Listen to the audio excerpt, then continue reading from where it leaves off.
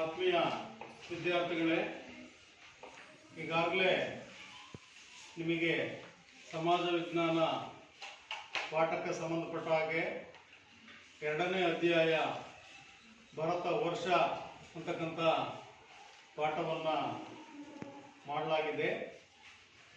ಮಾಡಿದ ನಂತರ ನಿಮಗೆ ನಾವು ಒಂದು ಚಟುವಟಿಕೆಯನ್ನು ಕೊಡ್ತಾ ಇದ್ದೇನೆ. ಆ ಚಟುವಟಿಕೆಯ ಹೆಸರು ಭಾರತ ನಕ್ಷೆಯನ್ನು ಬರೆದು ಭೌಗೋಳಿಕ ಲಕ್ಷಣಗಳನ್ನು ತಿಳಿಸಿರಿ ಅಥವಾ ಗುರುತಿಸಿರಿ. ನೋಡಿ, ಇಲ್ಲಿ ನಾವು ಭಾರತ ಭೌತಿಕ ಅಂತ ಭೂಪಟ ಇದೆ.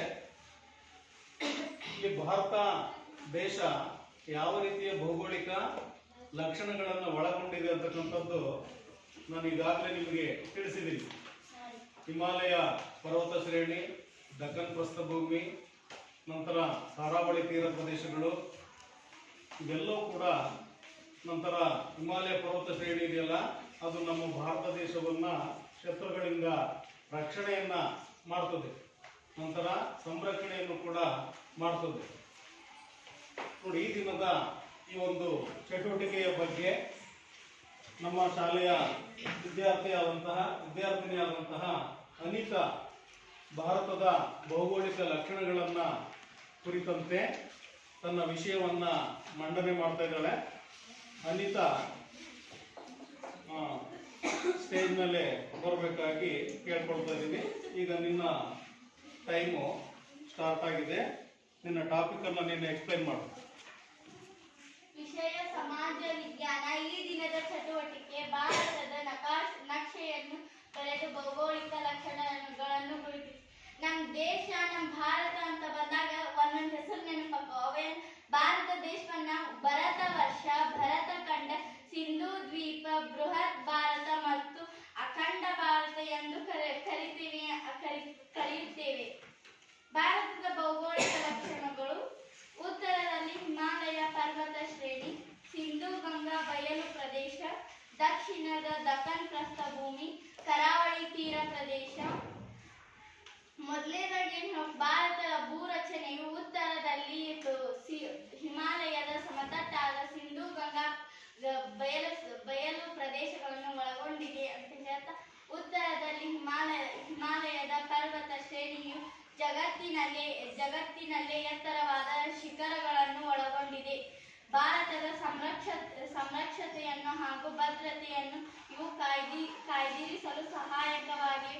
ಪ್ರಾಚೀನ ಭಾರತದ ಮೇಲೆ ಉತ್ತರದ ಹಿಮಾಲಯ ಮೂಲಕ ಆದ ಅತಿಕ್ರಮಣಗಳು ವಿರಳ ಆಗಿರ್ಬೋದು, ಆದ್ರೂ ವಾಯವ್ಯದ ಮೂಲಕ ನಮ್ಗ ಯುದ್ಧಗಳು ಸಂಭವಿಸಿವೆ. ಸಿಂಧು ಗಂಗಾ ಬಯಲು ಸೀಮೆಗಳು ಅತ್ಯಂತ ಫಲವತ್ತಾದ ಪ್ರದೇಶಗಳು. ಪ್ರಾಚೀನ ನಾಗರಿಕತೆಗಳಾದ ಮತ್ತು ವೇದ ಕಾಲದ ನಾಗರಿಕತೆಗಳು ಇಲ್ಲಿಯೇ ಹುಟ್ಟಿಕೊಂಡಿವೆ. ನರ್ಮದಾ ನದಿಯು ಭಾರತವನ್ನು 2 ಭಾಗಗಳಾಗಿ ವಿಂಗಡಿಸಲಾಗಿದೆ.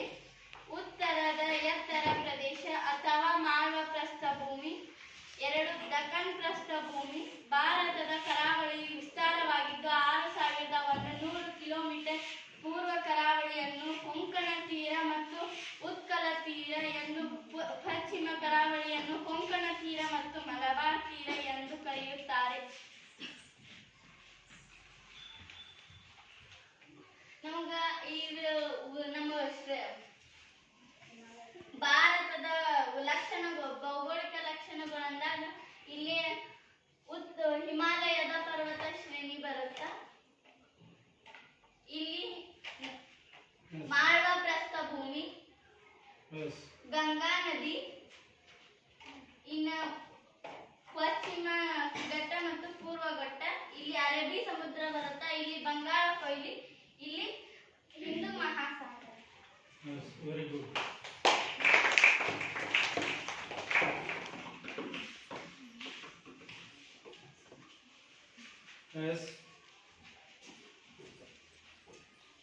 ವಿಷಯ ಸಮಾಜ ವಿಜ್ಞಾನ. ಈ ದಿನದ ಚಟುವಟಿಕೆ ನಿಮ್ಮ ಹೆಸರನ್ನು ಹೇಳು. ಹೆಸರು ಹೇಳ್ಬಿಟ್ಟು ನಿಧಾನಕ್ಕೆ ಎಕ್ಸ್ಪ್ಲೈನ್ ಮಾಡ್ಬೇಕಾ, ಗಡಿಬಿಡಿ ಬೇಡ. ನನ್ನ ಹೆಸರು ಸಂಪ್ರೀತಾ. ವಿಷಯ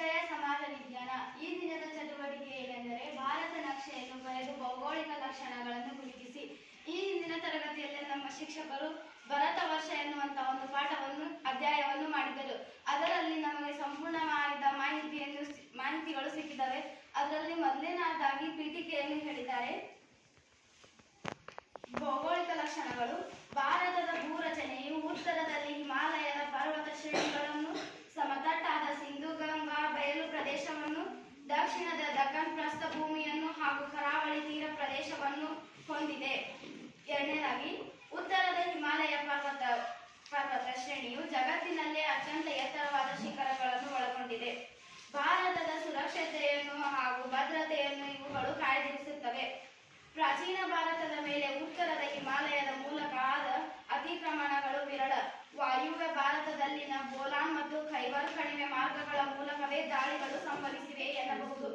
ಸಮತಟ್ಟಾದ ಸಿಂಧು ಗಂಗಾ ಬಯಲು ಸೀಮೆಗಳು ಅತ್ಯಂತ ಫಲವತ್ತಾದ ಪ್ರದೇಶಗಳು. ಪ್ರಾಚೀನ ನಾಗರಿಕತೆಗಳಾದ ಸಿಂಧು ಮತ್ತು ವೇದ ಕಾಲಗಳ ನಾಗರಿಕತೆಗಳು ಇಲ್ಲಿಯೇ ಹುಟ್ಟಿಕೊಂಡಿವೆ.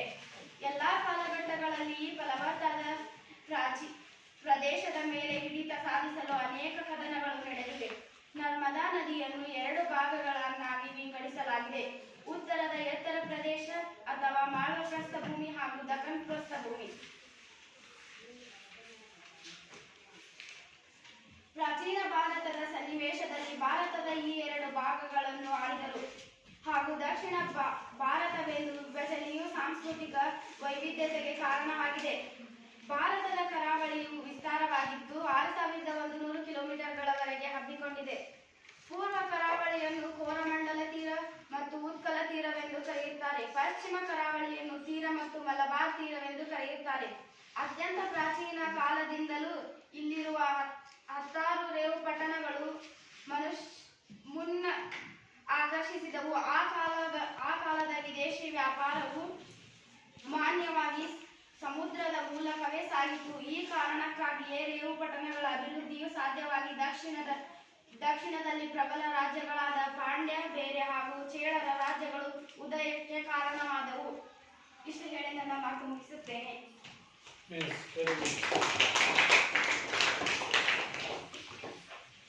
ನೋಡಿ, ಯಾರಾದ್ರೂ ಕೂಡ ಪ್ರಶ್ನೆ ಕೇಳೋದಾದ್ರೆ ಕೇಳಿ. ಭಾರತದ ಭೌಗೋಳಿಕ ಲಕ್ಷಣಗಳಿಗೆ ಸಂಬಂಧಪಟ್ಟ ಹಾಗೆ ಏನಾದ್ರು ಡೌಟ್ ಇದ್ರೆ ಕೇಳ್ಬೋದು. ನನ್ನ ಹೆಸರು ನಾಗರತ್ನ. ವಿಷಯ ಸಮಾಜ ವಿಜ್ಞಾನ. ಇಂದಿನ ಚಟುವಟಿಕೆ ಭಾರತದ ನಕ್ಷೆಯನ್ನು ಬರೆದು ಭೌಗೋಳಿಕ ಲಕ್ಷಣಗಳನ್ನು ಗುರುತಿಸಿ. ಭಾರತದ ಪ್ರಮುಖ ನದಿಗಳು: ಸಿಂಧೂ ನದಿ, ಗಂಗಾ ನದಿ, ನರ್ಮದಾ ನದಿ, ದಕ್ಕನ್ ಪ್ರಸ್ಥಭೂಮಿ, ಹಿಮಾಲಯ ಪರ್ವತ, ಪಶ್ಚಿಮ ಪೂರ್ವ ಕರಾವಳಿ. ಭಾರತದ ಭೌಗೋಳಿಕ ಲಕ್ಷಣಗಳು: ಮೊದಲನೇದಾಗಿ ಉತ್ತರದ ಹಿಮಾಲಯ ಪರ್ವತ ಶ್ರೇಣಿ, ಸಿಂಧು ಗಂಗಾ ಬಯಲು ಪ್ರದೇಶ, ದಕ್ಷಿಣದ ದಕ್ಕನ್ ಪ್ರಸ್ಥಭೂಮಿ, ಕರಾವಳಿ ತೀರ ಪ್ರದೇಶ. ಮೊದಲನೇದಾಗಿ ನೋಡಬೇಕೆಂದರೆ ಉತ್ತರದ ಹಿಮಾಲಯ ಪರ್ವತ ಶ್ರೇಣಿ. ಉತ್ತರದ ಹಿಮಾಲಯ ಪರ್ವತ ಶ್ರೇಣಿಯು ಜಗತ್ತಿನಲ್ಲೇ ಅತ್ಯಂತ ಎತ್ತರವಾದ ಶಿಖರಗಳನ್ನು ಒಳಗೊಂಡಿದೆ. ಭಾರತದ ಸುರಕ್ಷತೆಯನ್ನು ಹಾಗೂ ಭದ್ರತೆಯನ್ನು ಇದು ಕಾಯ್ದಿರಿಸಲು ಸಹಾಯಕವಾಗಿವೆ. ಪ್ರಾಚೀನ ಭಾರತದ ಮೇಲೆ ಉತ್ತರದ ಹಿಮಾಲಯದ ಮೂಲಕ ಆದ ಅತಿಕ್ರಮಣಗಳು ವಿರಳ. ಎರಡನೇದಾಗಿ ಸಿಂಧು ಗಂಗಾ ಬಯಲು ಸೀಮೆಗಳು. ಸಮತಟ್ಟಾದ ಸಿಂಧು ಗಂಗಾ ಬಯಲು ಸೀಮೆಗಳು ಅತ್ಯಂತ ಫಲವತ್ತಾದ ಪ್ರದೇಶಗಳು. ಪ್ರಾಚೀನ ನಾಗರಿಕತೆಗಳಾದ ಸಿಂಧು ಮತ್ತು ವೇದ ಕಾಲದ ನಾಗರಿಕತೆಗಳನ್ನು ಇಲ್ಲಿಯೇ ಹುಟ್ಟಿಕೊಂಡಿವೆ. ಮೂರನೇದಾಗಿ ದಕ್ಷಿಣದ ದಕ್ಕನ್ ಪ್ರಸ್ಥಭೂಮಿ. ನರ್ಮದಾ ನದಿಯು ಭಾರತವನ್ನು 2 ಭಾಗಗಳನ್ನಾಗಿ ವಿಂಗಡಿಸಿದೆ. ಉತ್ತರದ ಎತ್ತರ ಪ್ರದೇಶ ಅಥವಾ ಮಾಳವ ಪ್ರಸ್ಥಭೂಮಿ ಹಾಗೂ ದಕ್ಷಿಣದ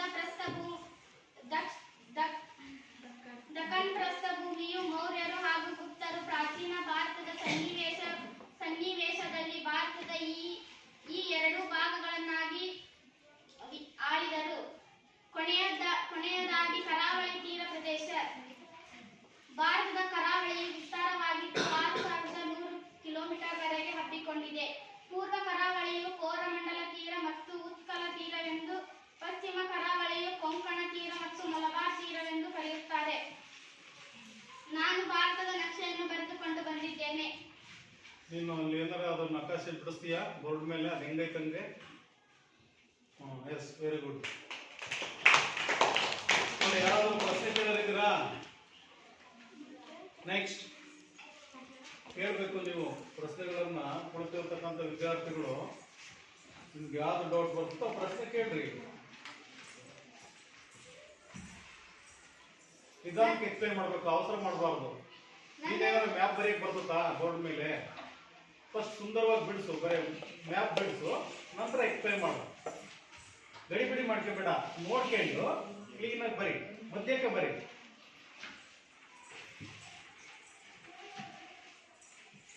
ಲಾಸ್ಟ್ ಟೈಮ್ ನೀವೆಲ್ಲ ಬಿಡಿಸಿದ್ದು? ಗಡಿಬಿಡಿ ಮಾಡ್ಕೋಬೇಡ, ನಿಧಾನಕ್ಕೆ ಬಿಡಿಸು, ಬರ್ತದೆ.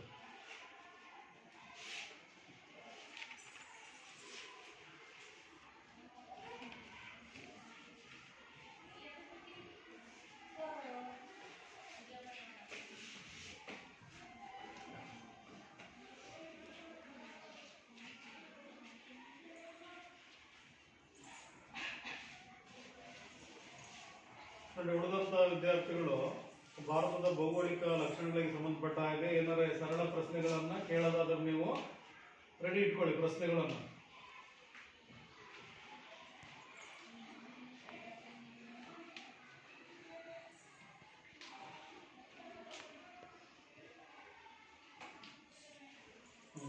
S, good. ಆಮೇಲೆ ಎಕ್ಸ್ಪ್ಲೈನ್ ಆದ್ಮೇಲೆ ನೀನು ಬೇಕಾದ್ರೆ ಗುರುತಿಸು, ನಿನಗೆ ಯಾವ್ಯಾವ ಗೊತ್ತಿದೆ ಅವನ್ನ ನೀನು ಪೂರ್ತಿ ಎಕ್ಸ್ಪ್ಲೈನ್ ಆದ್ಮೇಲೆ. ಎಸ್, ಸ್ಟಾರ್ಟ್ ಇವರು.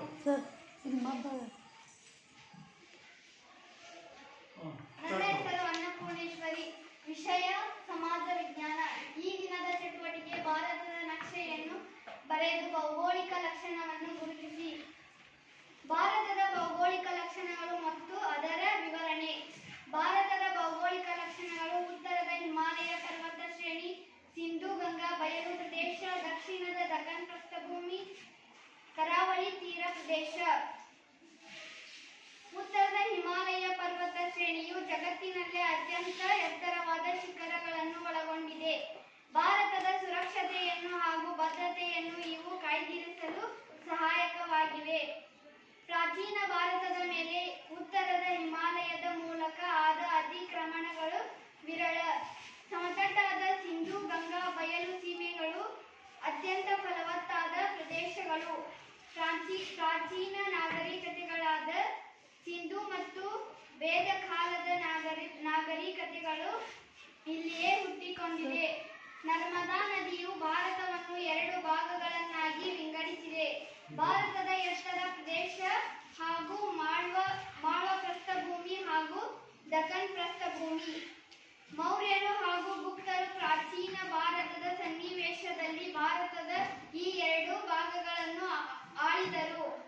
ಭಾರತದ ಕರಾವಳಿಯು ವಿಸ್ತಾರವಾಗಿದ್ದು 6100 ಕಿಲೋಮೀಟರ್ ಗಳವರೆಗೆ ಹಬ್ಬಿಕೊಂಡಿದೆ. ಪೂರ್ವ ಕರಾವಳಿಯನ್ನು ಕೋರಮಂಡಲ ತೀರ ಮತ್ತು ಉತ್ಕಲ ತೀರವೆಂದು, ಪಶ್ಚಿಮ ಕರಾವಳಿಯನ್ನು ಕೊಂಕಣ ತೀರ ಹಾಗೂ ಮಲಬಾರ್ ತೀರವೆಂದು. ಭಾರತದ ಲಕ್ಷಣಗಳನ್ನು ಒಂದು ನಿಮಿಷ ತಡಿ. ಏನು ಮಾಡ್ದೆ?